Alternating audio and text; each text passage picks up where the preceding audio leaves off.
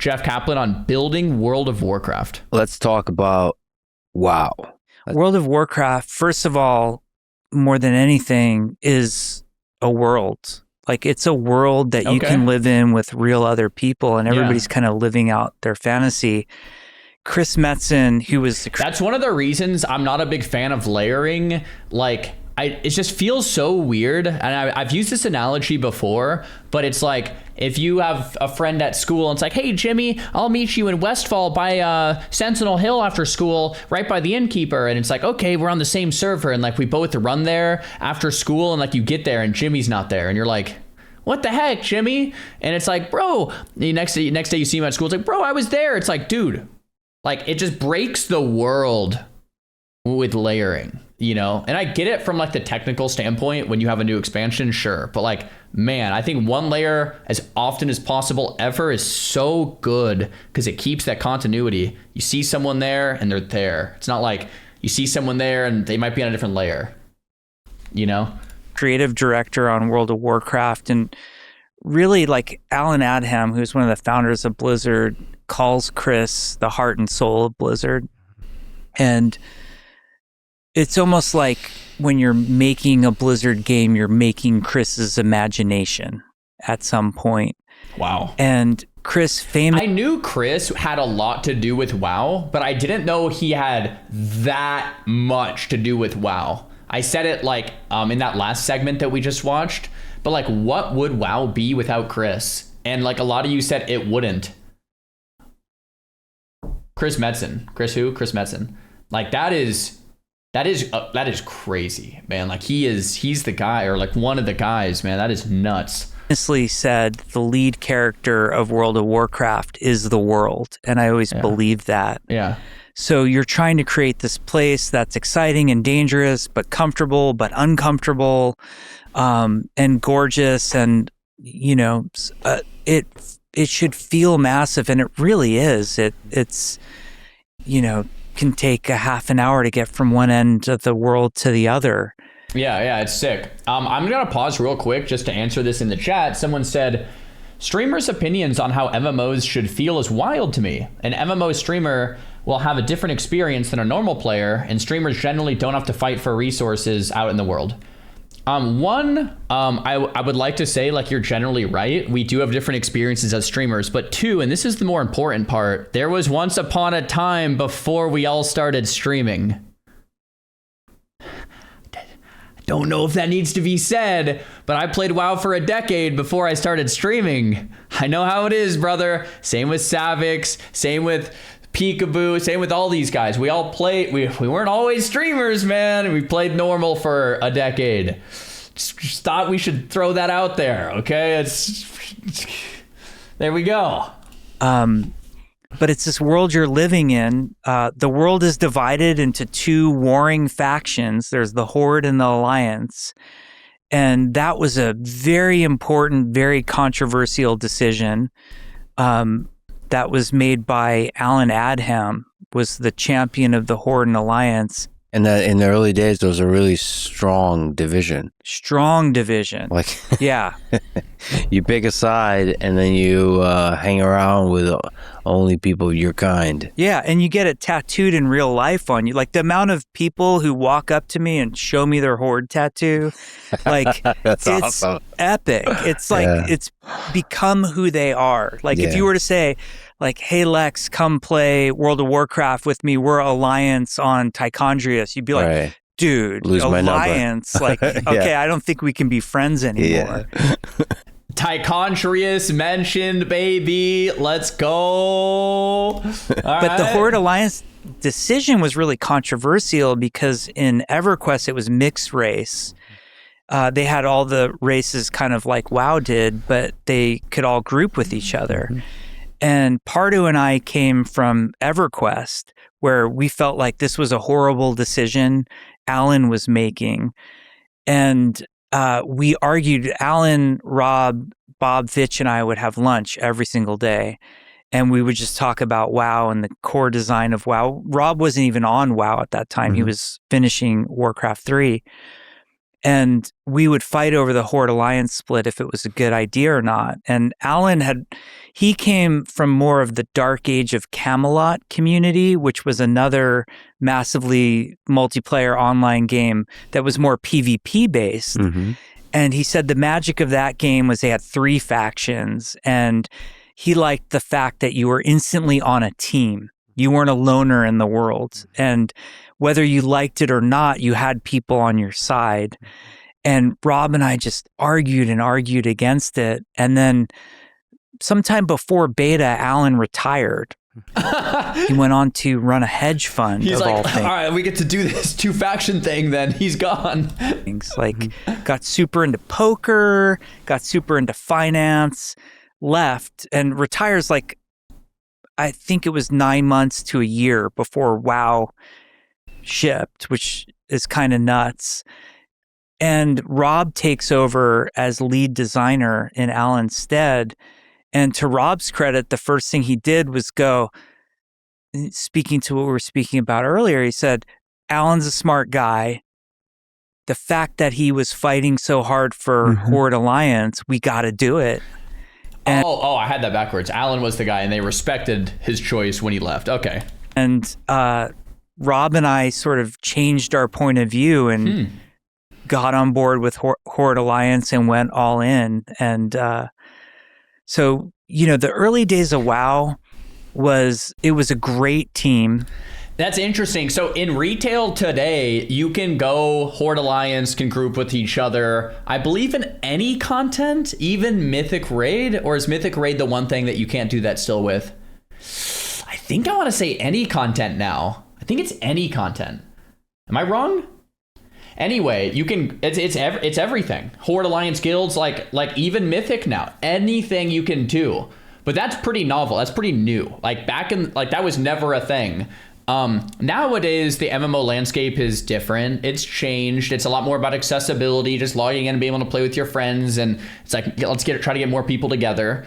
But yeah, for a long time, bro, like in Classic WoW, it's either you Alliance or Horde, bro. Even in TBC, like we have TBC relaunch. It's a big deal. You know what I mean? But at some point, I guess, as WoW became more and more modern, it's more about doing the content, doing the Mythic Plus, doing the end game, and grouping with your friends. So let's break down that barrier. But it's interesting, now we've come full circle. It was a mix of these veterans that we all looked up to. We had Mark Kern running the team. Shane DeBeery was, legendary Blizzard developer. Bill Petrus was the art director. And then we had Metzen, who was sort of like, Metzen was the cool big brother we all, aspired to be. I'm older than Metzen, but I looked up to him like a big brother. And then there were a lot of us who had never done it before, or they had also pulled a lot of people from other teams and other game types. Like, for example, the guys building the dungeons, they hired out of the Quake community. And because they didn't have any hardcore MMO designer on the staff at that time, it was, Kevin and Eric and Alan were sort of the only designers. They started building Quake dungeons as like Quake levels as the dungeons. At one point, WoW was even made in QE Radiant, which was the Quake engine. And then they later, retooled to where they were using a proprietary engine. So we were like this hodgepodge, like the Bad News Bears is how I would describe the WoW team, of this mix of Appreciate it. veterans and then people like me, like I'm just some fucking idiot, who played a lot of EverQuest. Yeah. And I end up at designing Blizzard. quests. Yeah, like, okay, we're going to design World of Warcraft now. And I've said this later with hindsight, I think a huge part of WoW's success, especially with the early WoW team, Team 2 in its earliest formation, was that we didn't know what we were doing.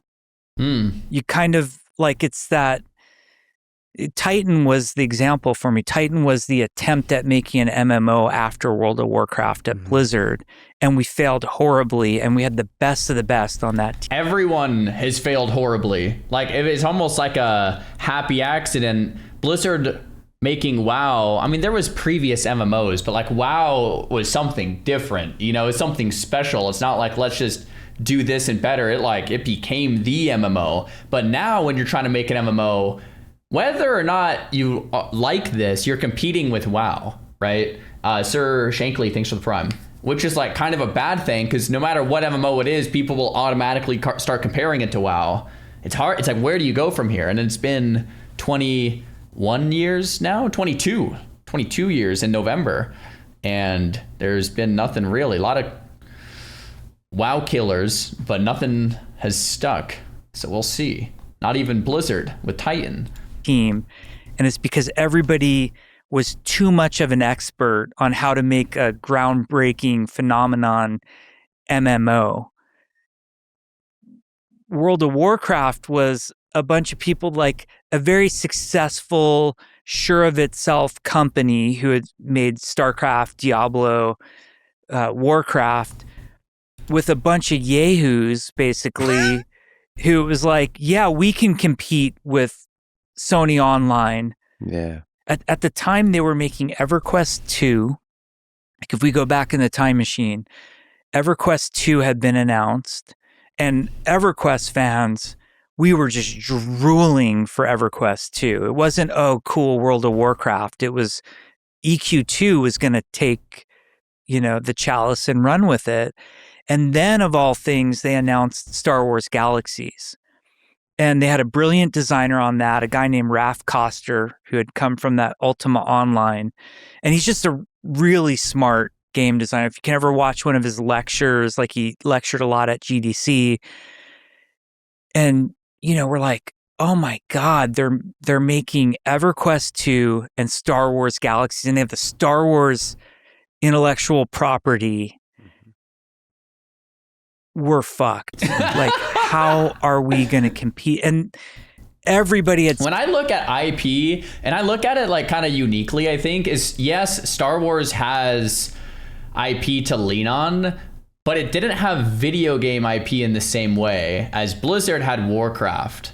So Star Wars had, the movie franchise, like awesome, right? But when you try to translate a movie into a game, oftentimes they end up flopping, or they're fun for like a week, you play it and then it ends up flopping. Whereas when you have video game IP translated, Warcraft to World of Warcraft, it's like people are already playing in this world, and now let's make it into an MMO. That's where something really special happens, and that's one of my core reasonings why I'm so excited for Riot to take Runeterra, the world of League of Legends, and bring it to an MMO, because it has that same kind of theme that you have this pre-existing video game IP, specific IP, bringing it into an MMO, not just IP, but video game IP that people already love and enjoy.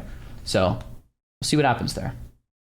Seeing the success of EQ, EverQuest, and everybody was going to make an MMO, and it was just a question of who was going to win. So you're feeling this immense pressure. You have this small team of just this hodgepodge of this unlikely team that kind of looks fast forward into Overwatch, the heroes in Overwatch, but working extremely hard. Now, you told me about crazy work hours, and not because you were forced to, but because you wanted to, because your heart was in it, because you're like, this is everything. Like, you loved it. Yeah, the games industry has a terrible reputation for insane amounts of overtime. It's just called crunch. Like, do you crunch or not? These days, crunch is not allowed, not permitted, heavily frowned upon. If we were to work overtime, somebody write an article about it next week and say how horrible we are for working overtime. Back then, we worked insane, and I mean insane hours. The longest shift I ever worked straight was 30 hours. That's when we were gold mastering Warcraft 3. This was in my, I think, War 3 shipped on July 3rd, 2002. So this would have been like late June, early July, probably late June. And I had nothing to do with War 3. I should just say that. Like in the credits, I'm additional help or additional testing or something like that. When I showed up in May of 2002, it was all hands on deck World of Warcraft for E3. We got through E3 and then all hands on deck, the whole company, get War 3 out the door. For shipping. Dude, that's Warcraft. For crazy, shipping man. Warcraft 3. And because I had not been involved with the game at all, and I was a brand new wet behind the ears game designer, they're like, you're just going to help test whatever we tell you to test. So we're trying to gold master, and there's a crash that happens rarely if you run one of the cinematics. Like, you have to be watching the cinematic after one of the levels, and then there was a crash that happened. And so a programmer put in some logging to catch it, and then they needed somebody to just over and over again, I need the crash to happen so I can fix the bug. And I sat there for 30 hours and just watched cinematic for 30 hours straight.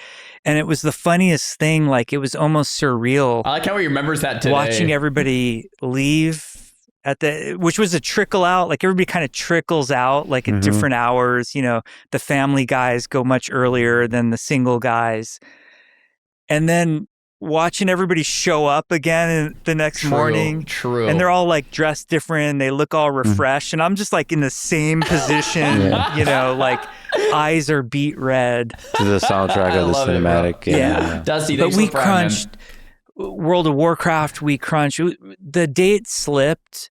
So you do this thing. I remember Mark Kern standing the team up and saying, we're going to crunch early so we don't have to crunch later in the project.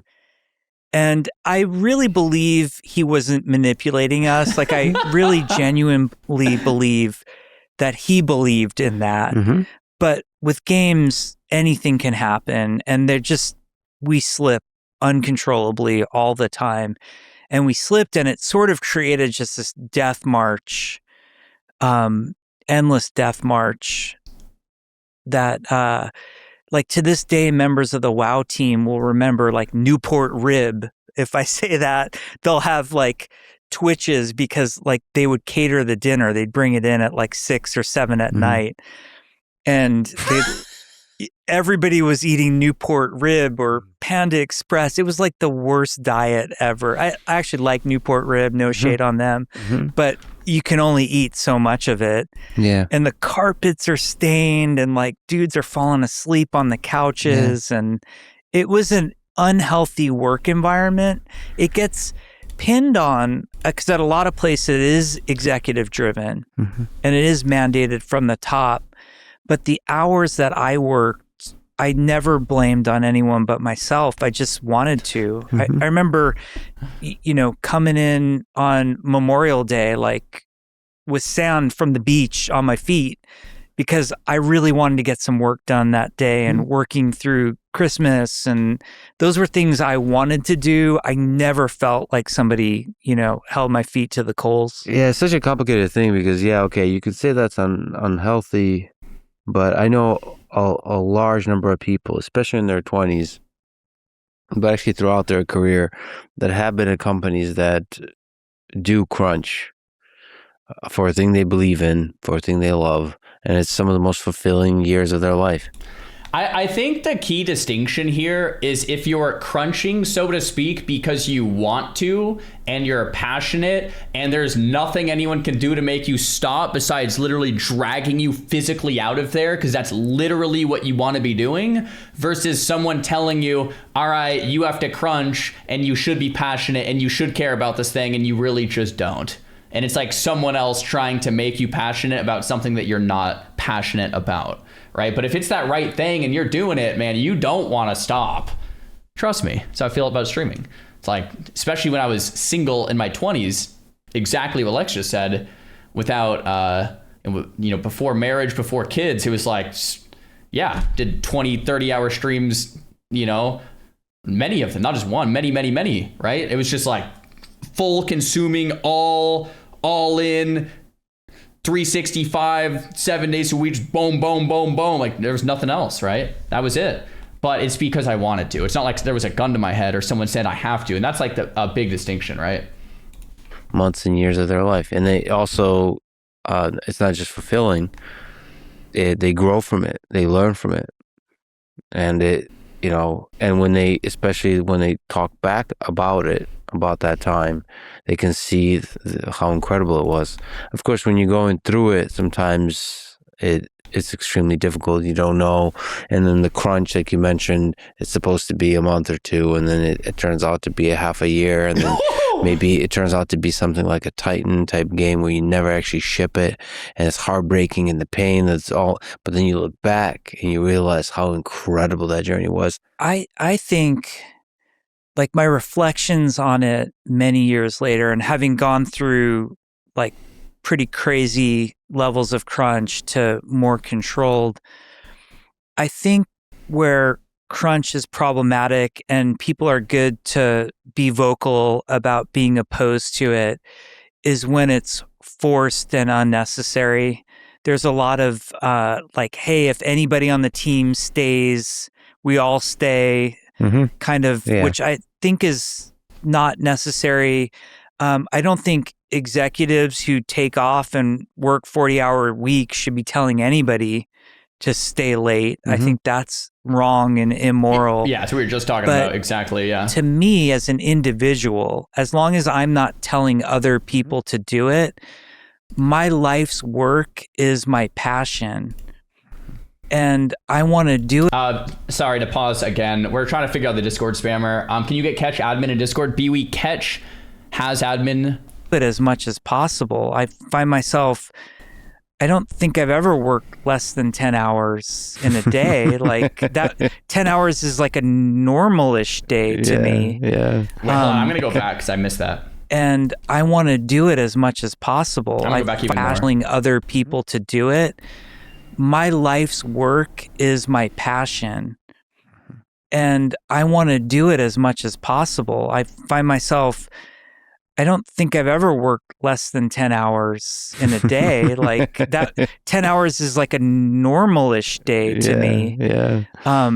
And I enjoy lots of weekends working because I enjoy it. It brings me pleasure and fulfillment. Anyone who is lucky enough to find that passion and find that thing knows exactly what he's talking about, right? Like it's like the whole day goes by and it's like dinner time. It's like, all right, a couple more things, this and that. And then like you maybe eat and you'll do some more after. And it's not like an hour thing. It's more like around it's like every waking moment that you can't get your brain off of it kind of a thing. But if you haven't experienced that, you're probably just like, what? This guy's, what? Like, so, but I can definitely attest to this. That's how streaming has kind of been for me the last 13 years, right? It's been like this all consuming obsessive thing, which I've really been trying my best to balance out, especially since having my son, right? And getting married. And I hope I'm doing an okay job at that. But yeah, no, absolutely. It's just all consuming, and you just, it's from the moment you wake up to the moment you go to bed, always just thinking, strategizing, doing something, right? But it's definitely taken like a proactive approach. Like, all right, let's actively try to pull back, right? And all of that said from a place of caution, especially in this era when people are very touchy about it. I don't try to impose that on anybody else. I don't want anybody to feel like they're obligated to, but please understand it's what makes me who I am, that work ethic. I enjoy it. Yeah, exactly. Some of my fondest memories are from those WoW crunches. And then looking back and reading some of these stories is pretty cool. That's cool. Because me as a fan on the receiving end of some of those video games, you bring joy to millions of people. It's awesome. Let me ask you about quests, but first, quick bathroom break. It's okay. Yeah. Bro, I was gonna say, dude, this is a 5-hour interview. They've got to have multiple bathroom breaks, like a lunch break, water. I mean, come on, 5 hours. This is ridiculous. Speaking of a 10-hour workday, it's like, yeah, it's like a 5-hour podcast, bro. That's wild. Cool. So that was the end of the Building World of Warcraft segment. There's How WoW Changed Video Games segment, which is right after, which we could just roll right into. There's also How Blizzard Made Great Games and Online Toxicity and Why Titan Failed, which all of that sounds good too. I would maybe skip this one.